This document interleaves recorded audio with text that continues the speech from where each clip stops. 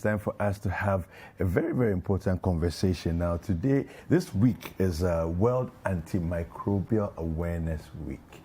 And I've been joined by three eminent personalities. Beverly Egyir, and she's a PhD research fellow in bacteriology department with the NMIMR, that's Noguchi, and University of Ghana. I've also been joined by Naiki Attram. She's also a laboratory research coordinator, and Esther Jani, and she's also a veterinarian. And we're going to have this conversation because it's something that affects all of us, and all over the world we are finding that there are challenges with medication, antibiotics in particular, becoming problematic. Good morning, ladies. Good morning. How are you all doing? Great. Well, All right, so let's get into the conversation right away. Why is this even an important conversation to have? Yeah, thank you very much for the question.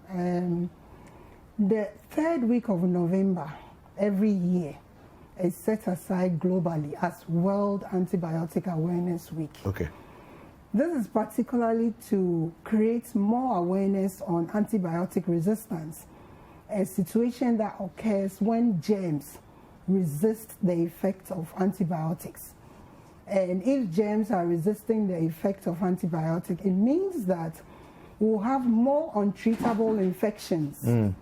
And then this can lead to severe illnesses and more deaths. So this week is also set aside to encourage healthcare workers, policymakers, and the general public on best practices that we all have to adapt to prevent the spread of these wicked bacteria. Because according to the World Health Organization, about 10 million people will die from antibiotic-resistant infections if nothing is done about it. So we are here to create more awareness on the menace this resistant germ or germs are causing, and also to discuss with all of us basic ways that we can all adapt to prevent the spread of the resistant bacteria. Okay, so I guess the question comes is, what causes resistance when it comes to these? How do they become wicked? Yes. If I can put it that way. So let me just follow up with that. Resistance is fueled by the use of antibiotics. Basically, the more we use this bacteria, the antibiotics, the more the resistant germs occur. Okay. I would like to state here particularly that the ability of the germ to become resistant is a natural occurrence. It's a survival strategy. When we bombard these germs with the antibiotics, they try to rearrange their internal structures, their external structures, so that when you bombard them with the agents, they will be able to escape. So as we sit here planning on how to deal with these resistant germs, these germs or wicked germs are also preparing to escape.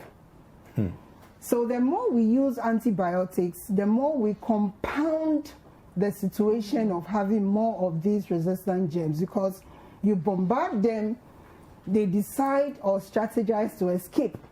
So you have more of the resistant germs multiplying. Naiki, is this a case of what doesn't kill you makes you stronger? Yes, you could say that. Okay. But why won't the antibiotic kill the targeted germ? So let's say there's a whole mass of germs in a place, in an environment. And then the antibiotic attacks them. Their strength levels are different. As with human beings, some are stronger than others. And so as the drug hits them, some will definitely die.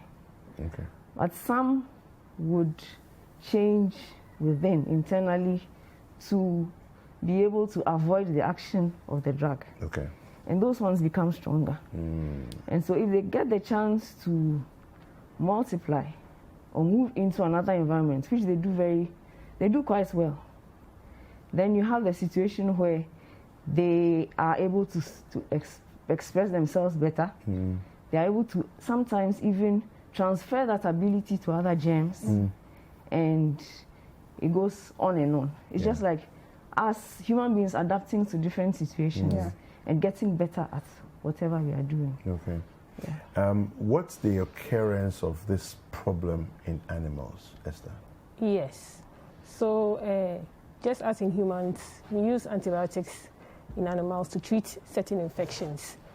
And when they are misused or abused in animals, we also have this problem developing. The danger is that it can be transmitted to humans through the animals. The resistant microbes can come cross over into humans? Yes. Wow. So either through food or through direct contact with these animals. So antimicrobial resistance in animals takes a different form. It's a problem for the animals themselves, and then there's also the potential for transfer to humans.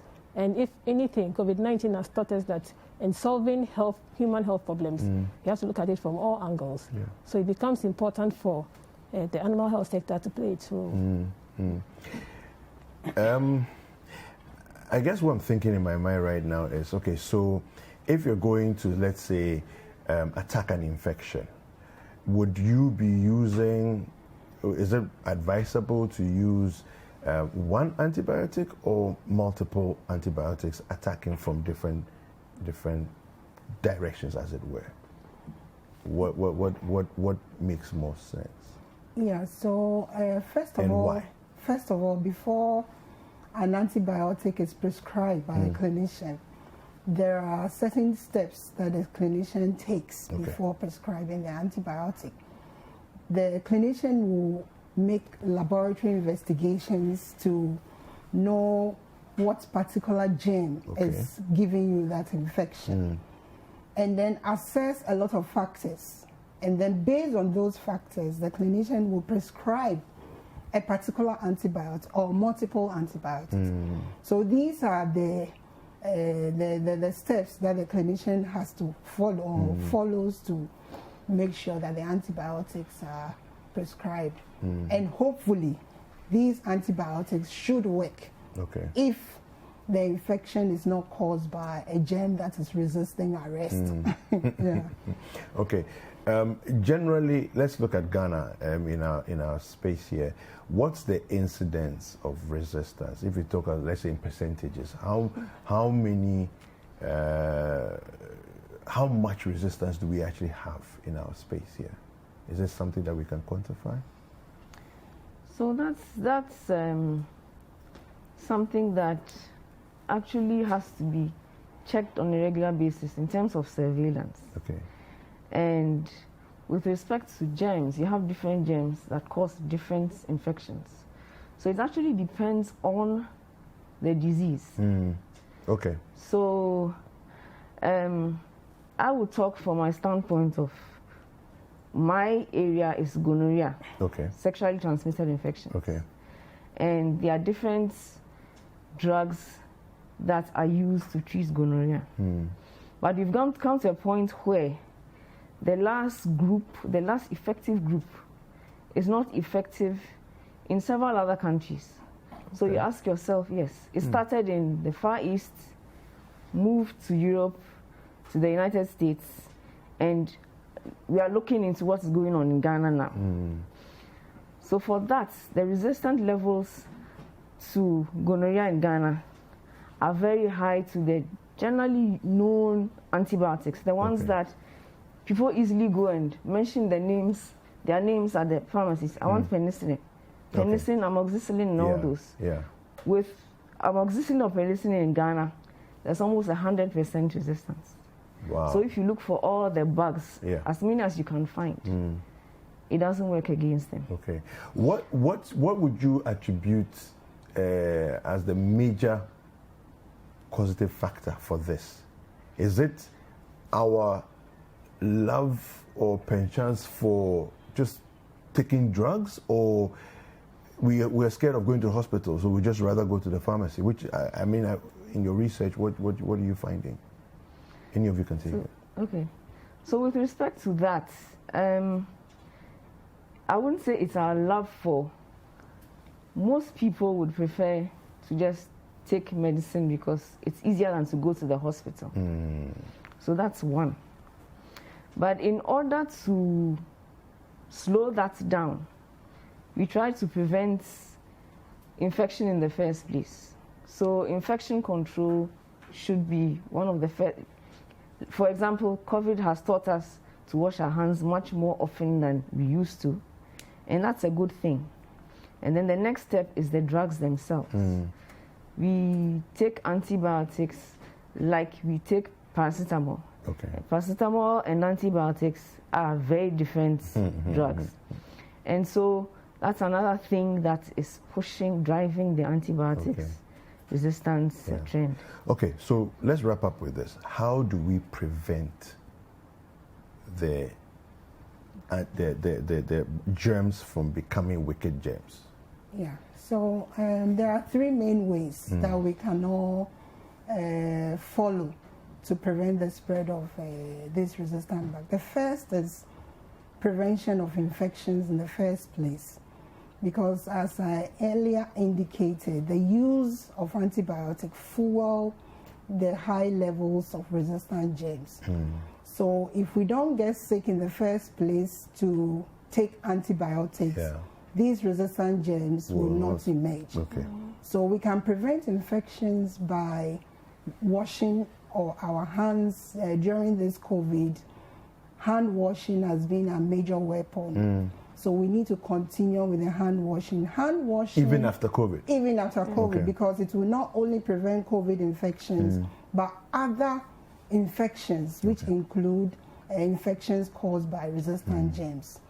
The second is that we should avoid sharing antibiotics with family people, because you may think that you are having the same infection as a family member, even though you have similar symptoms. The agent causing the infection may be totally different.